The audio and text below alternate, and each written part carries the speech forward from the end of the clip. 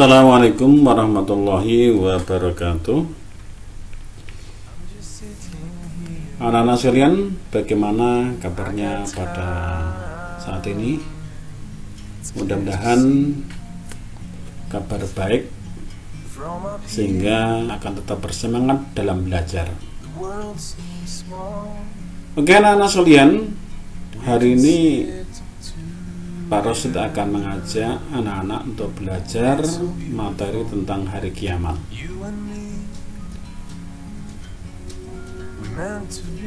Nah, kemudian untuk materinya adalah hari kiamat itu dibagi menjadi dua anak-anak. Yang pertama adalah kiamat sugro, kemudian yang kedua adalah kiamat kubro. Kemudian ini adalah peta konsepnya. Setelah itu nanti juga akan dijelaskan tentang pengertiannya, kemudian ayat-ayat Al-Quran atau hadis yang berkaitan dengan hari kiamat anak-anak. Nah, kemudian ini peta konsepnya secara detailnya ya. Ini hari kiamat, kemudian kiamat kubro, kemudian kiamat sugro, kemudian menjelaskan pengertiannya, kemudian dari Al-Quran atau hadis yang akan menjelaskan tentang kiamat.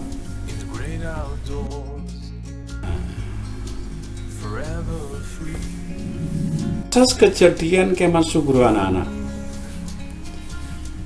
Yang pertama itu adalah sudah barang tentu diutusnya Nabi Muhammad sebagai Nabi dan Rasul yang terakhir.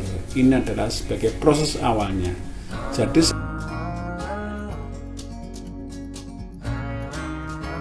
setelah Nabi Muhammad SAW diutus ke dunia, maka nanti sudah tidak ada Nabi atau Rasul yang lain. Kemudian yang kedua, anak-anak sekalian, orang miskin mulai berlomba-lomba dalam kemegahan. Kemudian berikutnya, budak perempuan melahirkan tuannya. Kemudian yang keempat adalah lenyapnya ilmu pengetahuan dengan meninggalkannya para ulama dan meluasnya kebodohan. Berikutnya merajalelanya kemungkaran dan kejahatan. Nah, kemudian berikutnya adanya dua kelompok besar yang saling bermusuhan atau yang disebut dengan perang akhir zaman ya. Kemudian berikutnya banyaknya jumlah kaum wanita dibandingkan dengan laki-laki. Nanti di akhir zaman anak-anak, antara jumlah wanita dengan jumlah laki-laki itu banyak wanitanya. Kemudian berikutnya banyaknya orang bersedekah tetapi tidak ada orang yang mau menerima. Jadi nanti akhir zaman ya, orang sedekah banyak sekali tetapi tidak ada orang yang mau menerimanya. Karena apa? Pada saatnya nanti semua kehidupan akan makmur, akan sejahtera, sehingga betul-betul tidak ada orang yang susah, sehingga orang yang bersedekah itu banyak sekali tetapi orang yang menerimanya sangat sedikit bahkan tidak ada. Kemudian berikutnya, waktu berjalan teramat pendek. Tentu saat ini sudah kita mulai rasakan ya, rasa-rasanya bahwa waktu bergulir begitu cepatnya ya. Tanpa terasa kita sudah memasuki bulan September ya. Baru kemarin kita merayakan hari tahun baru 2020. Sekarang sudah mulai ke 2022. Ini kan rasanya kemarin aja kita masuk ke 2021 ini. Kemudian yang berikutnya adalah banyaknya terjadi bencana.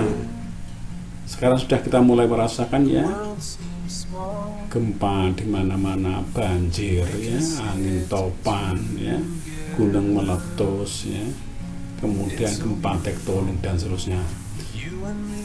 Kemudian pembunuhan juga demikian. fitnah sekarang sudah mulai merajalela ya. Kemudian yang terakhir, umat Islam tunduk dan patuh kepada umat lain. Saat ini sudah kita bisa rasakan ya, negara-negara Islam sekarang sudah diopok-opok oleh umat-umat yang lain. Itu adalah proses kejadian kiamat sughra ya, atau bisa dikatakan sebagai tanda-tanda ya. Oke. Baik, berikutnya anak-anak sekalian. Sebagaimana disampaikan dalam sebuah dalil, ada sebuah hadis ya. Itu nanti proses terjadinya kiamat sughra akan diawali dengan keluarnya asap, kemudian keluarnya binatang yang aneh bentuknya, kemudian keluarnya Dajjal, kemudian nanti matahari akan terbit dari sebelah barat, kemudian turunnya Isa bin Maryam, kemudian munculnya Ya'juj dan Ma'juj, dan berikutnya terjadinya gerhana di timur barat dan jazirah Arab. Kemudian berikutnya yang terakhir adalah keluarnya api dari Yaman. Ini adalah tanda-tanda kiamat kubro, anak-anak sekalian. Berikutnya kebangkitan manusia dari alam kubur. Anak ini agak lepas sedikit dari kiamat kubro ya, tapi ini bisa dikatakan sebagai kiamat sughra ya. Orang mati itu adalah termasuk kiamat sughra, kiamat kecil. Nah, adapun nanti di akhir zaman itu bahwa manusia nanti semua akan dibangkitkan dari alam kubur ya. Kebangkitan manusia dari alam kubur ini adalah alam pemisah antara alam dunia dengan alam akhirat. Ini disebut dengan alam kuburan, anak sekalian, atau juga disebut dengan alam penantian. Dari alam inilah manusia akan dibangkitkan menuju alam akhirat untuk mempertanggungjawabkan segala perbuatannya ketika dia hidup di dunia. Jadi pada saat orang sudah meninggal itu, maka dia masuk di alam barzakh. Nanti begitu kiamat sudah tiba, maka orang-orang yang ada di alam kubur ini maka akan dibangkitkan oleh Allah, dan selanjutnya nanti dimintai pertanggungjawaban oleh Allah atas perbuatan-perbuatan yang dilakukan oleh manusia itu sendiri pada saat hidup di dunia, dari Nabi Adam hingga umatnya Nabi Muhammad SAW. Setelah nanti ya saatnya di alam akhirat, proses berikutnya adalah manusia nanti akan dikumpulkan di padang mahsyar. Apa itu? Suatu tempat berkumpulnya manusia setelah dibangkitkan dari alam kubur. Jadi anak-anak sekalian, pada saat manusia hidup di dunia kemudian meninggal, maka dia masuk ke alam kubur atau alam barzakh. Nah, setelah nanti hari kiamat, maka manusia itu akan dibangkitkan oleh Allah dan dikumpulkan di padang mahsyar, yaitu suatu tempat berkumpulnya manusia setelah dibangkitkan dari alam kubur. Selanjutnya mereka berkumpul di suatu tempat terbuka dan atau padang belantara untuk menunggu putusan dari Allah mengenai amal perbuatannya masing-masing. Itu disebut dengan alam padang mahsyar. Setelah dikumpulkan di padang mahsyar, maka Allah akan melakukan sebuah pertimbangan amal manusia. Maka setiap amal manusia, baik dan buruk, maka itu nanti Allah akan melakukan sebuah pertimbangan. Apa? Pada saat ini manusia akan terlihat sesuai dengan amal mereka ketika hidup di dunia.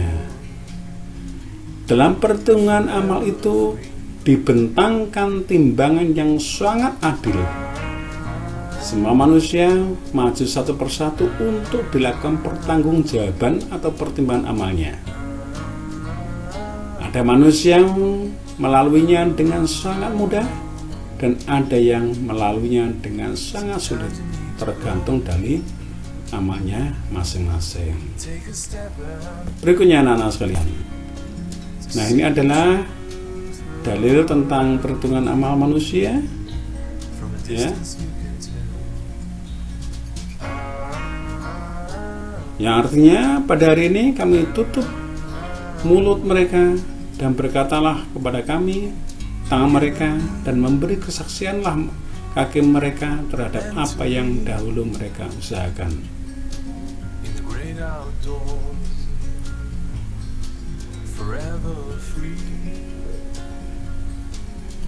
Al-yawma na'timu ala abwahihim wa tukallimuna aydihim wa tashhadu arjuluhum bima kanu yaksibun. Itu ya dalilnya.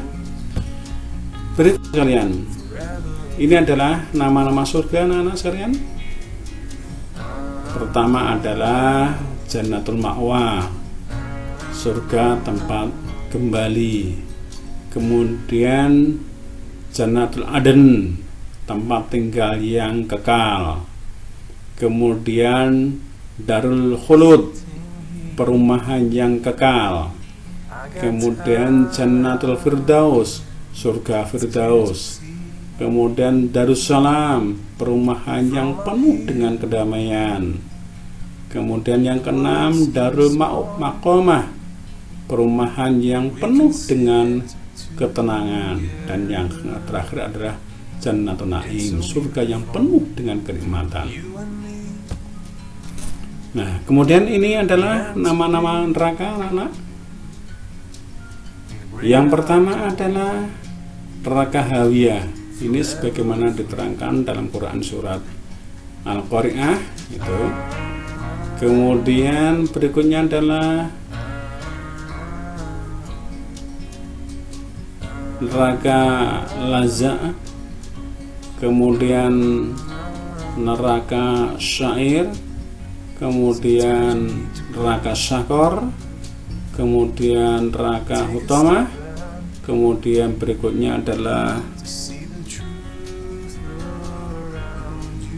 neraka Jahanam, dan selanjutnya adalah neraka Jahim, dan berikutnya juga adalah neraka Wel. Itu adalah nama-nama dari neraka anak-anak sekalian.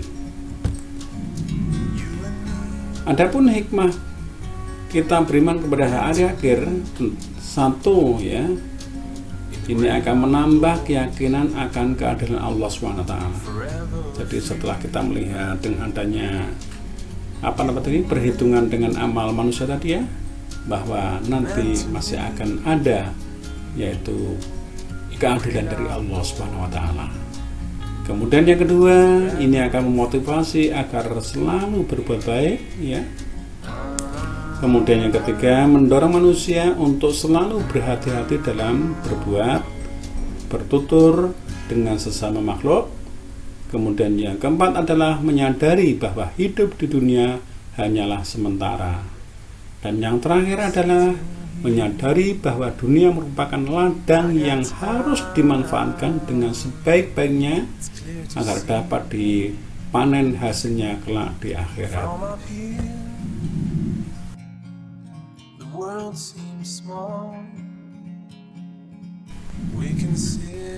Terima kasih kami sampaikan, kurang dan lebihnya mohon maaf. Akhirnya wabillahi taufiq wal hidayah. Wassalamualaikum warahmatullahi wabarakatuh.